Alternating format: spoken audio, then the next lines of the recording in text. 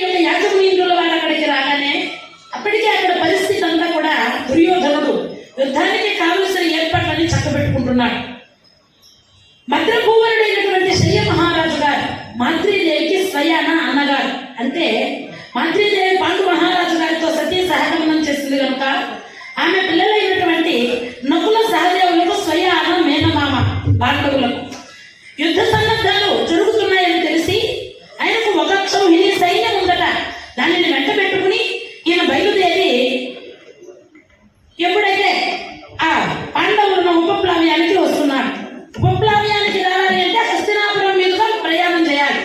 గూఢచారుల వల్ల ఈ విషయాన్ని తెలుసుకున్న దుర్యోధనుడు బ్రహ్మాండమైనటువంటి ఏర్పాట్లు చేస్తాడని.